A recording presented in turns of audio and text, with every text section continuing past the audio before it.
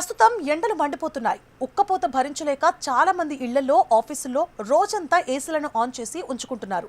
AC ఇచ్చే చల్లదనం హాయిగానే ఉన్నా ఇది మీ శరీరంలోని తేమను అంటే మాయిశ్చర్ను పీల్చేస్తుందని మీకు తెలుసా?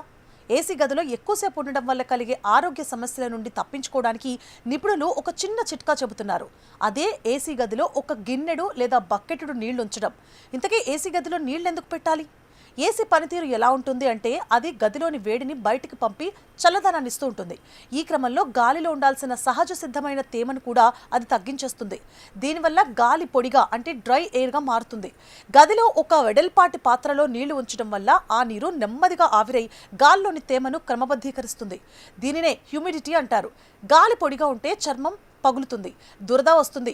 నీటి పాత్ర ఉండడం వల్ల చర్మం పొడిబారకుండా ఉంటుంది. దీంతో చర్మానికి కూడా రక్షణ ఏర్పడుతుంది. గాలిలో తేమ లేకపోతే ముక్కు, గొంతు ఎండిపోయి దగ్గు, తుమ్ములు వస్తాయి. నీటి ఆవిరి వల్ల శ్వాస తీసుకోవడం సులభతరం అవుతుంది. ఏసీ వల్ల కలిగే అనర్థాలు ఉంటాయి, అలాగే వాటికి తీసుకోవాల్సిన జాగ్రత్తలు కూడా ఉంటాయి. అవేంటంటే ఎక్కువసేపు ఏసీలో ఉండడం వల్ల బాడీలోని వాటర్ లెవెల్స్ తగ్గిపోయి నీరసం, తలనొప్పి, కళ్ళు మండడం వంటి సమస్యలు వస్తాయి. వీటిని అధిగమించేందుకు ఇలా చేయండి.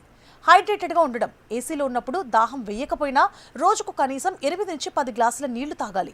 కొబ్బరి నీళ్లు, నిమ్మరసం వంటివి తీసుకోవడం మేలు. మాయిశ్చరైజర్ వాడకం. ముఖ్యంగా రాత్రి పడుకునే ముందు చర్మానికి మంచి మాయిశ్చరైజర్ రాసుకోవాలి. ముక్కు లోపల పొడిబారకుండా కొబ్బరి నూనె రాసుకోవడం కూడా మంచిది. నీటి పాత్రను మారుస్తూ ఉండాలి. గదిలో ఉంచిన నీటిని ప్రతిరోజు మారుస్తూ ఉండాలి. లేదంటే అందులో బ్యాక్టీరియా చేరి గాలి కలుషితమయ్యే ప్రమాదం కూడా ఉంటుంది. స్టీలు లేదా మట్టి పాత్రలను వాడడం వల్ల నీరు నెమ్మదిగా ఆవిరవుతూ ఉంటుంది.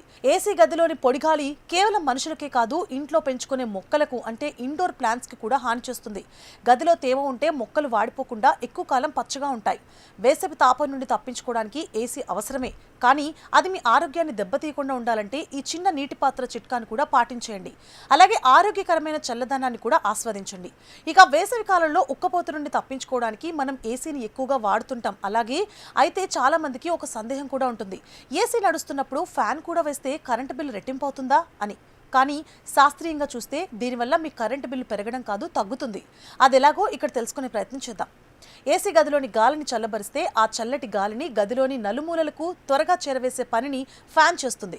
దీనివల్ల గది మొత్తం తక్కువ సమయంలోనే చల్లబడుతుంది. కంప్రెషర్ మీద లోడ్ తగ్గుతుంది. గది త్వరగా చల్లబడడం వల్ల ఏసీ కంప్రెషర్ ఎక్కువసేపు పనిచేయాల్సిన అవసరం ఉండదు. ఫలితంగా కంప్రెషర్ మీద లోడ్ తగ్గి విద్యుత్ వినియోగం గణనీయంగా తగ్గుతుంది.